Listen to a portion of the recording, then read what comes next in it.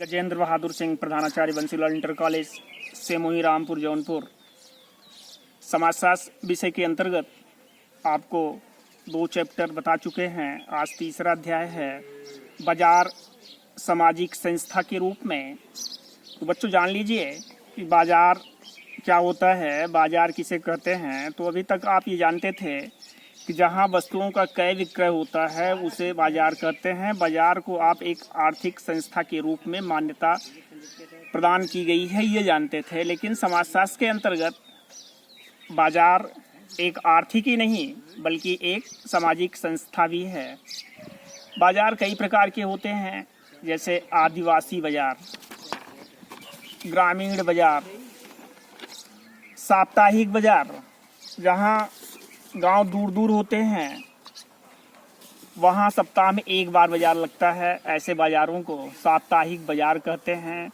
किसान या उत्पादक अपने उत्पाद को बाजार में ला करके बेच करके अपने आवश्यकता की अन्य वस्तुओं का क्रय करते हैं। तो इस रूप में हमने देखा कि बाजार के कई रूप होते हैं। एडम स्मिथ के अनुसार पूंजीवादी व्यवस्था स्वयं लाभ से स्वचालित है और यह तब अच्छे से कार्य करती है जब हर क्रेता एवं विक्रेता तर्कसंगत निर्णय लेते हैं जो उनके हित में होते हैं। एडम स्मिथ ने खुले बाजार या मुक्त बाजार का समर्थन किया है। मुक्त बाजार क्या होता है? ऐसे बाजार जो सभी प्रकार के नियमों से मुक्त होते हैं। उस पर चाहे राज्य सरकार का नियंत्रण हो या किसी अन्य संस्था का नियंत्रण हो, लेकिन ये मुक्त रहते हैं। मुक्त बाजार को फ्रेंच कहावत में अहस्तक्षेप की नीति कहा जाता है। इस कहावत का अर्थ है अकेला छोड़ दो। एडम स्मिथ ने अदृश्य हाथ का उल्लेख किया है। बच्चों जान लीजिए अदृश्य हाथ क्या होता है। एडम स्मिथ के अनुसार प्रत्येक व्यक्ति अपने लाभ को बढ़ाने की सोचता है और ऐसा करते हुए वह जो कुछ भी करता है स्वतः ही समाज के हित में होता है। इस प्रकार ऐसा प्रतीत होता है कि कोई एक अदृश्य बल यहाँ काम करता है जो इन व्यक्तियों के लाभ की प्रवृत्ति को समाज के लाभ में परिणित कर देता है, बदल देता है। तो इस अदृश्य शक्ति को एडम स्मिथ महोदय ने अदृश्य हाथ की संज्ञा प्रदान की। बाजार व्यवस्था के पहले ग्रामीण समाज के अंतर्गत जब जाति प्रथा अपनी चरम पर थी तो ऐसी स्थिति में सेवाओं का आदान प्रदान होता था। जजमानी व्यवस्था के अंतर्गत जजमानी प्रथा का एक प्रकार से अर्थ है सेवा भाव से काम करना, जिसमें विभिन्न सेवाओं का आदान प्रदान जाति व्यवस्था के अंतर्गत विभिन्न जातियों के द्वारा प्रदान किया जाता था। समाजशास्त्र के अंतर्गत बाजार को एक आर्थिक ही नहीं बल्कि सामाजिक संस्था भी माना गया है।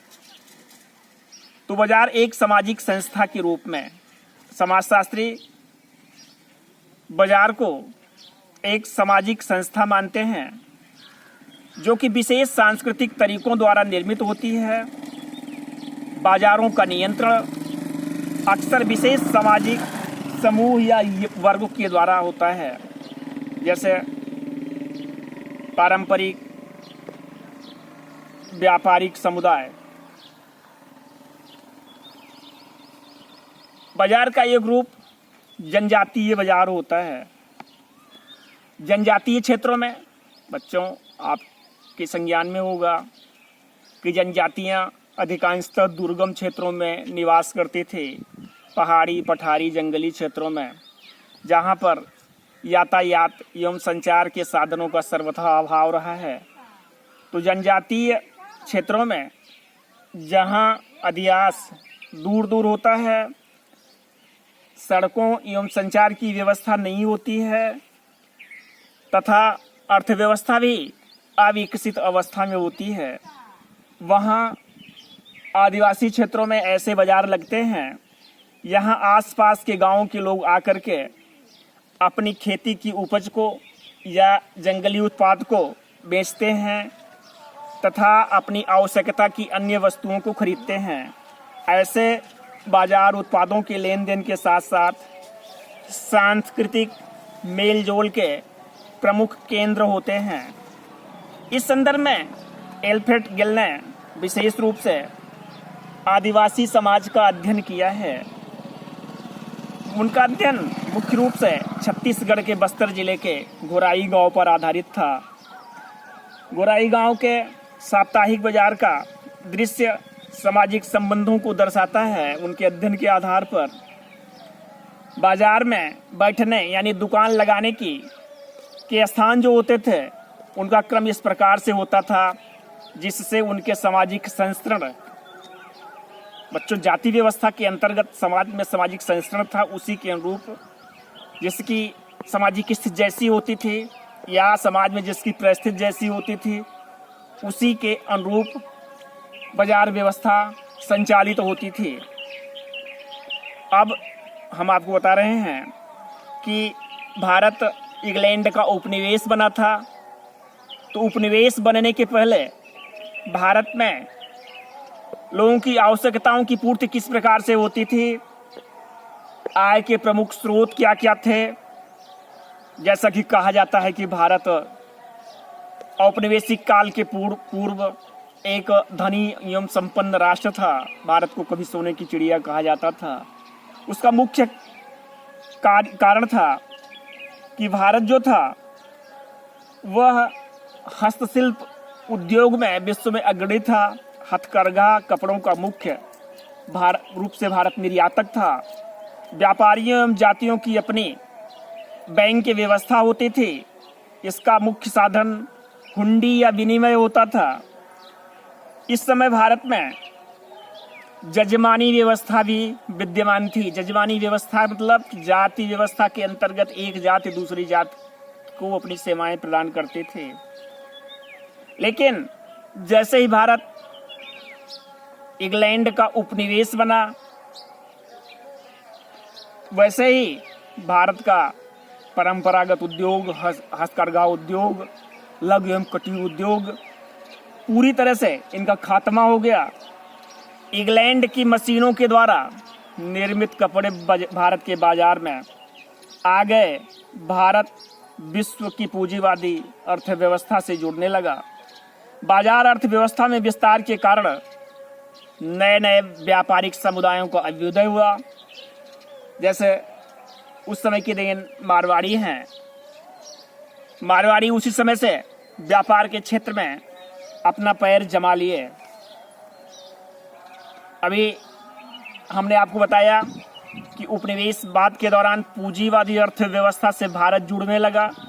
तो पूंजीवादी अर्थव्यवस्था क्या होती है? पूंजीवादी अर्थव्यवस्था में बड़े बड़े उद्योग जो हैं उन पर निजी स्वामित्व होता है। श्रमिकों के द्वारा बड़े बड़े उद्योगों में उत्पादन कार्य संपन्न कराया जाता है। तो पूंजीवादी अर्थव्यवस्था में समाज में मुख्य रूप से शोषक और शोषित जैसे वर्गों का अभ्युदय होता है। पूंजीवादी अर्थव्यवस्था में पूंजीपति अधिकतम लाभ प्राप्त करना चाहता है, श्रमिकों को उससे अधिक काम लेना चाहता है, उनको सुविधाएं नहीं दे पाता है। इस प्रकार से पूंजीवादी अर्थव्यवस्था में समाज शोषक और शोषित के बीच में विभाजित हो जाता है। कार्ल मार्क्स ने इस रूप में पूंजीवादी अर्थव्यवस्था के अंतर्गत ये बताया है कि जहां जहां जिस समाज में पूंजीवादी व्यवस्थाएं अपने चरम पर पहुंचती हैं, निश्चित रूप से समाज के गरीब लोगों का, श्रमिकों का जो अपना श्रम बेच करके जीवन यापन करते हैं, उनका निश्चित रूप से बड़े बड़े उद्योगपतियों के द्वारा,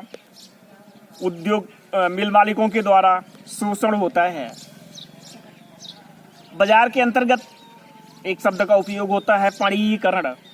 तो बच्चों जान लीजिए पंडीकरण क्या होता है। पंडीकरण मतलब कि जो वस्तु पहले बाजारों में खरीदी और बेची नहीं जाती थी लेकिन वर्तमान समय में उसका क्रय और विक्रय होता है, ऐसी वस्तुओं को पंडीकरण कहते हैं। जैसे पहले किडनी नहीं बेची जाती थी, अब वर्तमान समय में किडनी का क्रय और विक्रय हो रहा है। पहले ज़माने में पानी नहीं बेचा जाता था लेकिन आज पानी की बोतलें धड़ल्ले से बिक रही हैं, तो ऐसी वस्तुओं को क्या कहते हैं? पंडीकरण कहते हैं। समाजशास्त्र के अंतर्गत बच्चों बाजार में अक्सर ये चर्चा होती है कि फला व्यक्ति प्रतिष्ठित है, सम्मानित है बाजार के क्रय विक्रय के आधार पर। तो समाजशास्त्र में इसके अंतर्गत प्रतिष्ठा का प्रतीक शब्द का प्रयोग होता है। प्रतिष्ठा का प्रतीक मतलब कि उपभोक्ता अपने खाने पीने, पहनने, रहने आदि के लिए किस कोट की वस्तुएं खरीदता है। यदि अच्छी वस्तुएं खरीदता है, खराब वस्तुएं खरीदता है, तो वस्तुएं अच्छी और खराब का मतलब यहाँ होता है उसकी कीमत से। तो इससे उसकी स्थिति का पता चलता है। यही प्रतिष्ठा का प्रतीक कहलाता है। भूमंडलीकरण बाजार के अंतर्गत आज देख रहे हैं कि एक व्यक्ति के दूसरे पर ही नहीं, एक गांव के दूसरे गांव पर ही नहीं, एक जिले के दूसरे जिले की नहीं, एक राज्य की दूसरे राज्य पर ही नहीं, बल्कि एक देश की दूसरे देश पर निर्भरता बढ़ती जा रही है। इसे हम भूमंडलीकरण के रूप में संबोधित करते हैं। तो भूमंडलीकरण का अर्थ होता है देश की अर्थव्यवस्था का विश्व की अर्थव्यवस्था से जुड़ना, भूमंडलीकरण कहलाता है। वर्तमान समय में संपूर्ण विश्व एक वैश्विक गांव के रूप में परिणत हो गया है। आजकल वस्तुओं और सेवाओं की खरीद फरोख्त के लिए आभासी बाजार का प्रचलन बढ़ गया है। बच्चों जान लीजिए आभासी बाजार क्या होता है। तो आभासी बाजार का तात्पर्य होता है कि इंटरनेट वेबसाइट के माध्यम से वस्तुओं एवं सेवाओं की खरीदारी करना। इसमें क्रेता एवं विक्रेता प्रत्यक्ष रूप से आमने सामने नहीं होते हैं। शेयर बाजार इसका प्रमुख उदाहरण है। वर्तमान में भारत सॉफ्टवेयर उद्योग तथा बिजनेस प्रोसेस आउटसोर्सिंग उद्योग जैसे कॉल सेंटर के माध्यम से वैश्विक बाजार से जुड़ा हुआ है। बच्चों जान लीजिए कॉल सेंटर क्या होता है। कॉल सेंटर एक ऐसा केंद्रीयकृत स्थान होता है जहां उपभोक्ताओं को विभिन्न सेवाओं तथा उत्पादों की जानकारी प्राप्त होती है। उदारीकरण आजकल बड़े पैमाने पर इस शब्द का उपयोग होता है। उदारीकरण बच्चों जान लीजिए उदारीकरण क्या है। वह प्रक्रिया जिसमें सरकारी विभागों का निजी पूंजी, निजी कंपनी, निजी व्यापार व श्रम में सरकारी दखल नहीं होता है। विदेशी वस्तुओं के आयात शुल्क कम कर दिए जाते हैं। विदेशी कंपनियों को भारत में उद्योग स्थापित करने की पूरी छूट दी जाती है। ये सभी संबंधित प्रक्रियाएं उदारीकरण कहलाती हैं। तो उदारीकरण के लाभ क्या होते हैं? उदारीकरण का लाभ ये होता है कि विदेश की वस्तुएं जो अपने भारत में नहीं मिलती हैं या अपने यहाँ नहीं मिलती हैं वो आसानी से उपलब्ध हो जाती हैं। अपने देश में विदेशी निवेश बढ़ जाता है। साथ ही साथ कुछ समाजशास्त्रियों की ये मान्यता है, अर्थशास्त्रियों की मान्यता है कि इससे आर्थिक विकास भी होता है। जहाँ एक तरफ ये फायदे होते हैं वहीं दूसरी तरफ उदारीकरण से हानि भी होती है, क्योंकि विदेशी उद्योगों से भारतीय उद्योग प्रतिस्पर्धा नहीं कर पाते हैं, तो यहाँ के उद्योग जो हैं वो गर्त में चले जाते हैं। बच्चों समाज में एक शब्द और सुनते होंगे आप, समर्थन मूल्य। जैसे इस समय गेहूं बिक रहा है, लोग कहते हैं सरकार ने गेहूं का समर्थन मूल्य 1925 रुपया या इतना निर्धारित किया है। तो समर्थन मूल्य क्या होता है? तो किसानों की उपज का सरकार द्वारा एक उचित मूल्य या न्यूनतम मूल्य निर्धारित किया जाता है सरकार के द्वारा जो न्यूनतम मूल्य निर्धारित किया जाता है किसी वस्तु का, उसे समर्थन मूल्य कहते हैं। एक शब्द इस संबंधित और सुनते होंगे कि सब्सिडी मिल रही है। सब्सिडी का मतलब होता है कि सरकार द्वारा दी गई सहायता सब्सिडी कहलाती है, जिसमें किसानों को उर्वरक, डीजल, बीज का मूल्य कम करके उनको दिया जाता है। तो ये टॉपिक, ये चैप्टर यहीं समाप्त होता है। हम कुछ छोटे छोटे प्रश्न आपको दे दे रहे हैं। ये एनसीईआरटी बुक्स का PDF बना के भी भेज देंगे। आप उसमें इन प्रश्नों का उत्तर खोज करके लिखेंगे। बड़े प्रश्नों का उत्तर हम नोट करके आपके व्हाट्सएप पर भेज देंगे, आप लोगों के व्हाट्सएप पर भेज देंगे। इस टॉपिक से संबंधित जो भी समस्याएं होंगी आप सोमवार तक हमसे पूछ सकते हैं। यदि सोमवार तक नहीं पूछेंगे तो हम समझ जाएंगे कि आपको ये चैप्टर, आपको ये टॉपिक समझ में पूर्ण रूप से आ गया है। इसके बाद हम अगला चैप्टर पुनः आपको बताएंगे। तो प्रश्न जो हैं उसको सुन लीजिए। हम इसको लिख करके भी आपके व्हाट्सएप पर भेज देंगे। पूंजीवाद किसे कहते हैं? पहला प्रश्न, ये प्रश्न 2 नंबर के आएंगे। दूसरा, जजमानी प्रथा क्या होती है? तीसरा प्रश्न, बाजारीकरण क्या होता है? चौथा प्रश्न, उपनिवेशवाद किसे कहते हैं? पांचवा प्रश्न, हुंडी क्या है? छठवां प्रश्न, आभासी बाजार को परिभाषित कीजिए। इसके अतिरिक्त जो बड़े प्रश्न हैं, प्रश्न और उसका उत्तर हम लिख करके आपको भेज देंगे, उसका आप अध्ययन करेंगे। धन्यवाद।